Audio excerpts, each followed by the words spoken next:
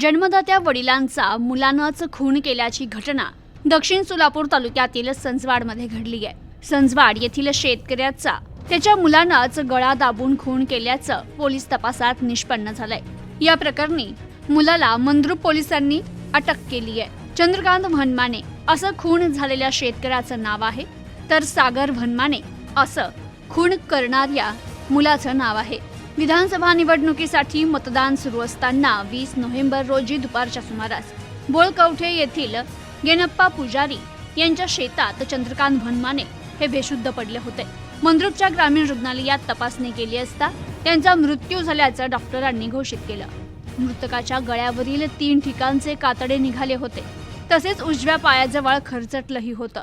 शवविच्छेदन केल्यानंतर चंद्रकांत भनमाने यांचा गळा दाबल्यानंच मृत्यू झाल्याचा अहवाल आला, मात्र त्याचा खून कोणी केला हे स्पष्ट होत नव्हतं। त्यामुळे मंद्रुप पोलिसांनी चंद्रकांत भनमाने यांचा अज्ञातानं गळा दाबून खून केल्याचा गुन्हा दाखल केला होता।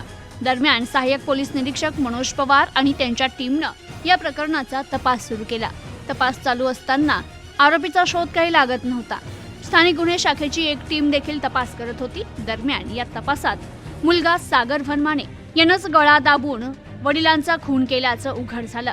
मुलगा सागर याला पोलिसांनी ताब्यात घेत चौकशी केल्यानंतर त्यानं खून केल्याची कबुली दिली। तेव्हा याने वडिलांचा खून कोणत्या कारणासाठी केला, त्यात त्याला कोणी मदत केली का, याचा तपास मंद्रुप पोलीस करतायत। प्रतिनिधी शिवराज मुगळे, न्यूज टुडे 24 सोलापूर।